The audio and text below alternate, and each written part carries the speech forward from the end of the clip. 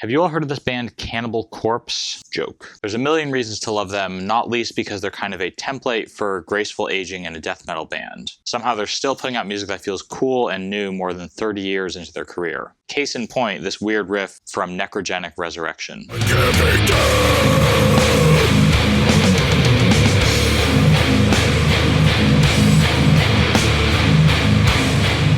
So we've got this chugging riff with an A-B-A-C, A-B-A-D structure, where the B part made me go, what the heck, the first 30 times I heard it.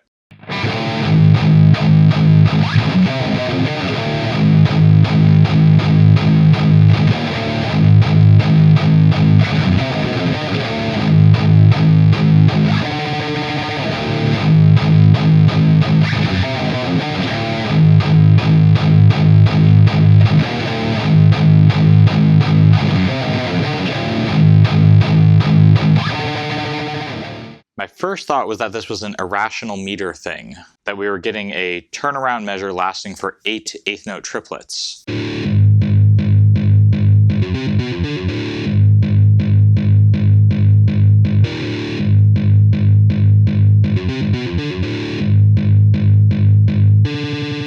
There are a lot of reasons to think this. The notes of the turnaround are kind of grouped 3-3-2 by the low string, and the drums don't keep any larger pulse going through it, so it's easy to lose track of the larger beat. But what's actually happening is a little bit simpler. As I eventually confirmed with the beautiful Sheet Happens tab book for the album, they're actually squeezing 8 equally spaced notes into the space of 3 quarter notes, which they notate as an 8-6 tuplet.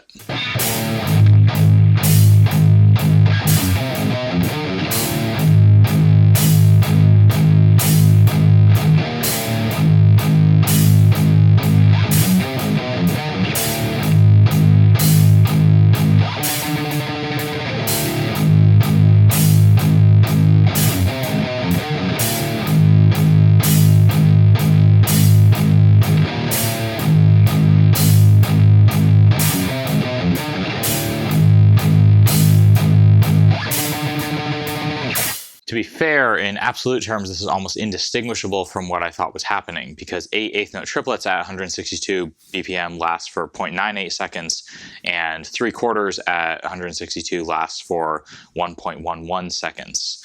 And a tenth of a second is right on the edge of what we can even, use rhythmically. So it's definitely not something that would be obvious.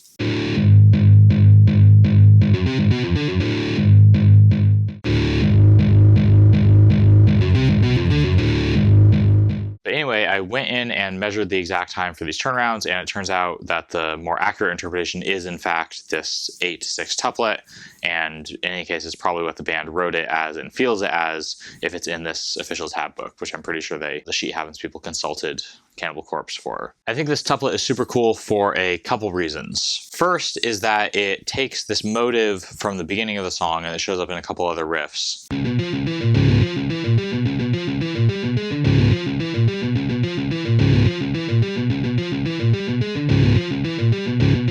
And it transplants it into this new riff, this breakdown riff, where the baaaaaaaa, that thing shows up at the same absolute tempo that it did at the beginning, but in a completely different tempo context. So that's kind of why it sounds so jarring.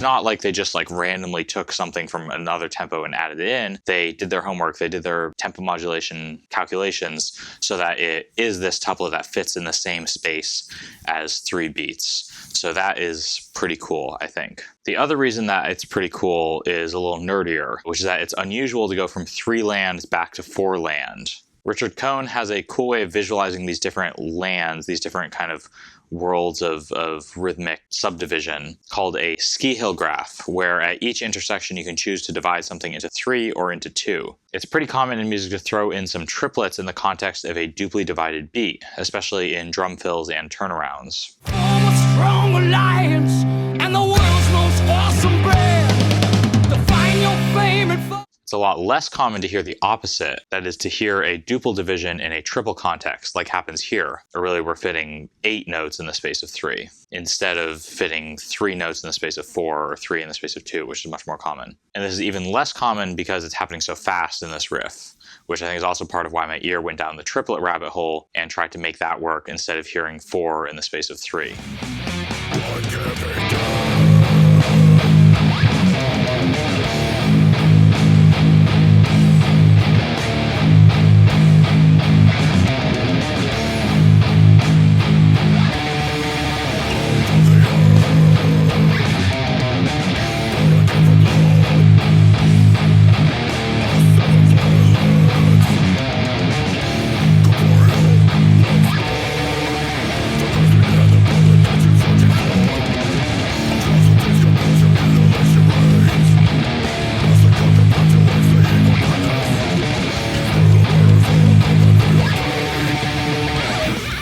Wrap up with one more little sidebar about notation.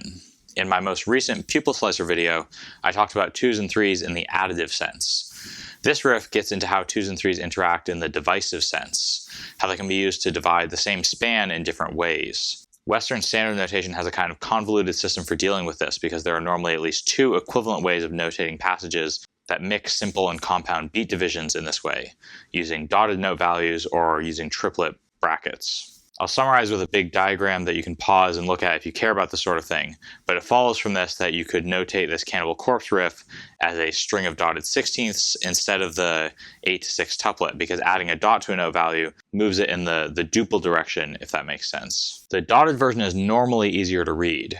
If you have something in 4 with a triplet feel, you'll almost always write it as 12-8 to reduce visual clutter. However, in this case, I think the tuplet notation definitely makes more sense because it feels like a tuplet. It feels like they're cramming a surprising number of evenly spaced notes into an existing time span. So while MIDI playback of the dotted version would be the same, there's still a lot of nuance in figuring out how to best visually represent stuff like this. And I guess I want to applaud Sheet Happens for handling this and a lot of their complicated transcriptions so elegantly. And while we're giving rounds of applause, let's give one to Cannibal Corpse for continuing to write just really good, surprisingly technical riffs. And as I was writing the script, they announced a new album, so no slowing down. Everyone talks about how gory their imagery and everything is, but not enough people talk about how savage their riff writing is. May all your resurrections be necrogenic. See ya.